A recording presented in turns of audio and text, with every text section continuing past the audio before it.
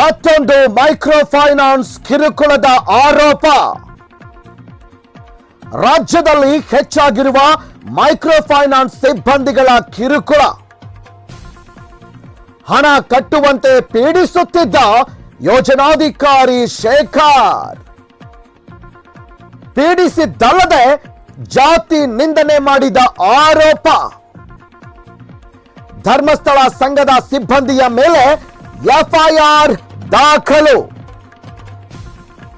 ಹೌದು ಪ್ರಿಯ ವೀಕ್ಷಕರೇ, ತುಮಕೂರು ಜಿಲ್ಲೆಯ ತುರುವೇಕೆರೆ ತಾಲೂಕಿನ ಮಾಚೇನಹಳ್ಳಿ ಎಂಬ ಗ್ರಾಮದಲ್ಲಿ ನಡೆದ ಘಟನೆ ಇದು.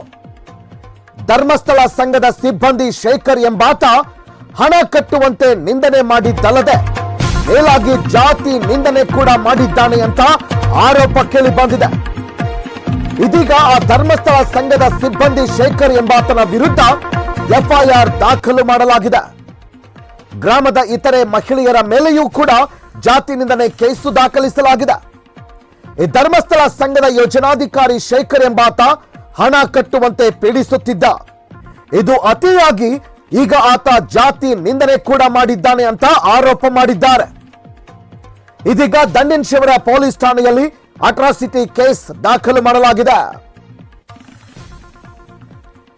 Bureau report, just Kannada TV, Tumakuru.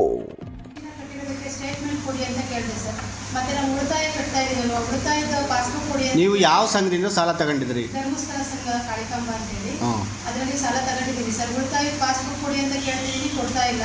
ಮತ್ತೆ ನಾನು ಇಷ್ಟು ದಿನ ಕಟ್ಟಿದ್ರೆ ಸಾಲದ ಸ್ಟೇಟ್ಮೆಂಟ್ ಕೊಡಿ, ನಾನು ಎಷ್ಟು ಕಟ್ಟಿದ್ದೀನಿ ಏನು ನೋಡ್ಬೇಕು, ನಾನು ಮಿಕ್ಕಿದ್ದನ್ನ ಕ್ಲಿಯರ್ ಮಾಡ್ತೀನಿ ಅಂತ ಕೇಳೋಕೆ ಹೋಗೋದಕ್ಕೆ ಆಯ್ತು ಕೊಡ್ತೀನಿ ಅಮ್ಮ ಬನ್ನಿ ಅಂತ ಹೇಳ್ಬಿಟ್ಟು ಯೋಜನಾಧಿಕಾರಿ ಕರ್ಕೊಂಡೋಗಿ ನನಗೆ ಬ್ಯಾಂಕ್ ಹತ್ರ ಹೇಳ್ಬಿಟ್ಟು ಹಾಗೆ ಹೀಗೆ ಅಂತ ಸಮಾಧಾನ ಮಾಡಿ ಕಳಿಸಿದ್ರು ಸರ್.